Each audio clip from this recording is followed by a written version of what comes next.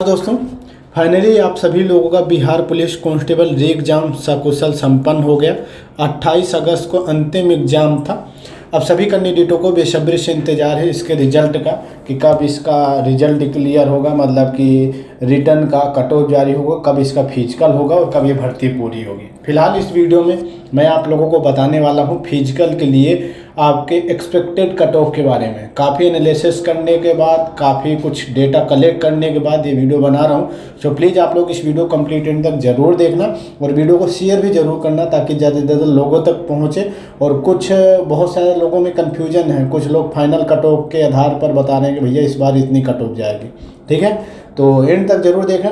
पहले एक ये न्यूज़ देख लेते हैं।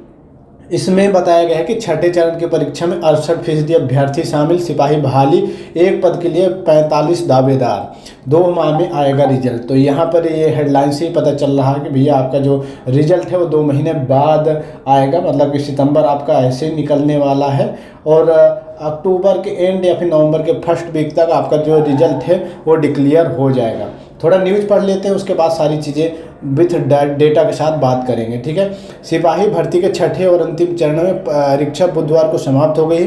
केंद्रीय चयन परिषद की ओर से ली गई छठे चरण की परीक्षा के दौरान कदाचार करने वाले 6 अभ्यर्थियों को गिरफ्तार किया गया है। इसमें नालंदा के 3 हैं और 3 और कहीं के हैं। ये ब्लूटूथ से नकल और दूसरे के स्थान पर परीक्षा देने का आरोप लगा। पूर्वी चंपारण, अररिया और कटिहार से भी एक अभ्यर्थी दूसरे के स्थान पर परीक्षा देते हुए गिरफ्तार किया।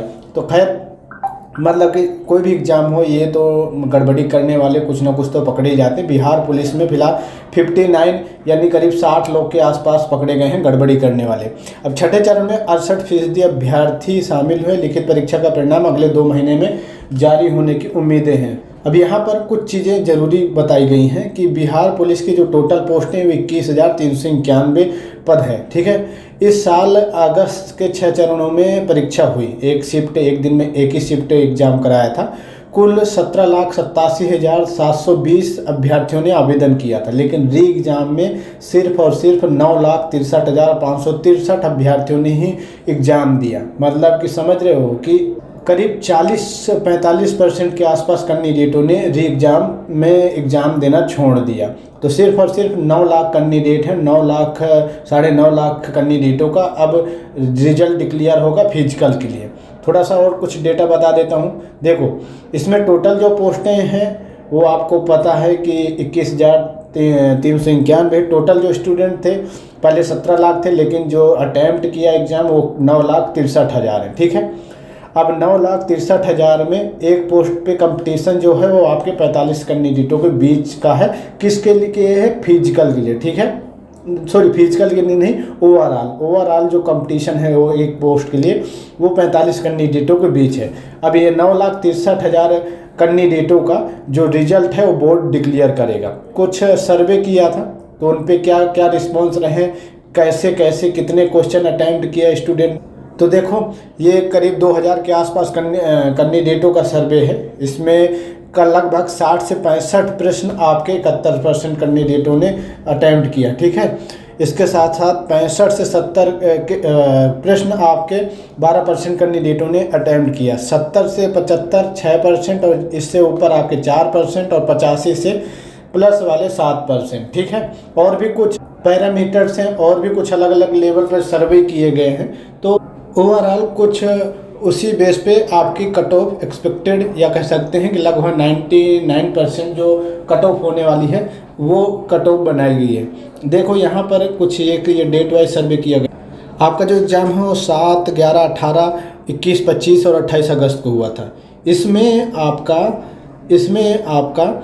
7 अगस्त को जो एग्ज़ाम हुआ उसमें एवरेज मैक्सिमम जो स्टूडेंट ने क्वेश्चन अटैम्प्ट किए थे वो 50 से 70 के आसपास अटैम्प्ट किए थे।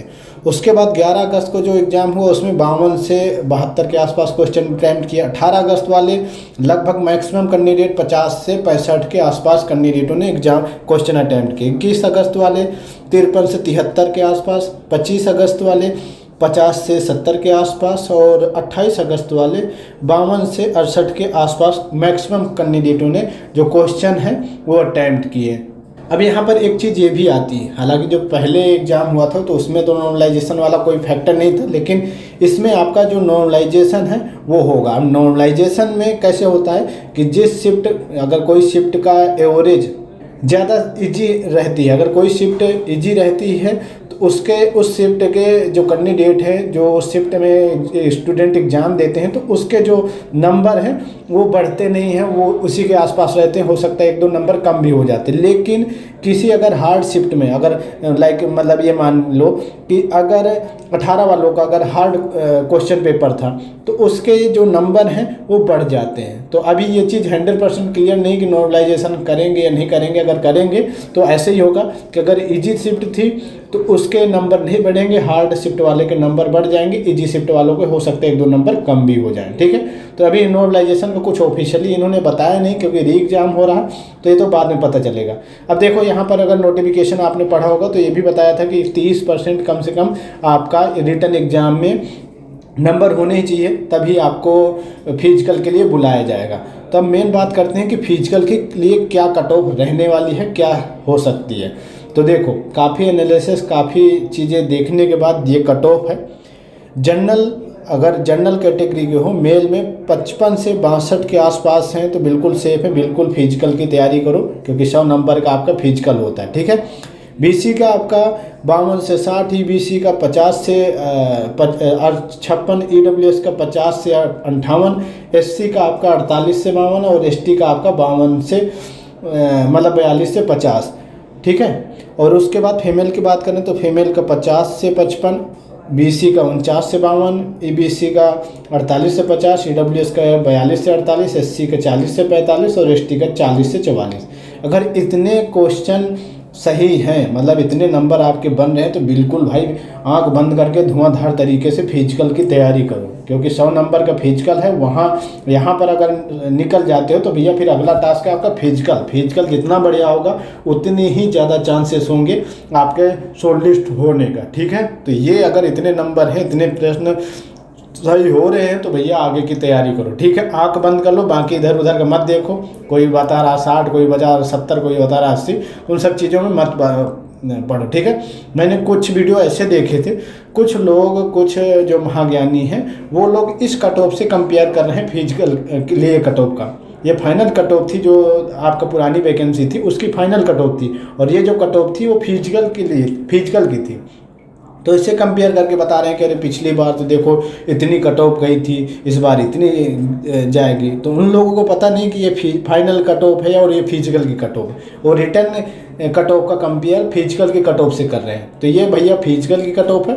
ठीक है, और फिजिकल की जायज़ सी बात है कि अच्छी खासी जाएगी ही जाएगी, क्योंकि फिजिकल में बहुत सारे बिहार के वैसे भी देसी लौंडे होते हैं, तो बहुत मेहनत करते हैं, तो फिजिकल सबका अच्छा ही होता है। मतलब कि बहुत सारे कैंडिडेट आपका 5 मिनट से अंदर में जो रेस है वो पूरी कर देते हैं, तो उसी के सीधा 50 नंबर मिल जाते हैं। बाकी गोला फेंक, ऊंची कूद वगैरह है, तो उन सब में काफ़ी मेहनत करते हैं। तो जायज़ सी बात है फिजिकल वाली आपकी कट ऑफ ज़्यादा जाएगी, और रिटर्न वाली जो कट ऑफ है वो एग्जैक्ट इसी के आसपास रहने वाली है। ठीक है, स्क्रीनशॉट ले लो, सेव कर लो, बाकी फिर कट ऑफ मिलने के बाद मैं आप लोगों से मिल लूँगा। ठीक है, चलिए, वीडियो अगर हेल्पफुल लगी हो तो प्लीज़ लाइक शेयर जरूर करें, बाकी चैनल को भी जरूर सब्सक्राइब कर लें, साथ में नोटिफिकेशन बेल पे भी क्लिक कर लें। धन्यवाद, टेक केयर।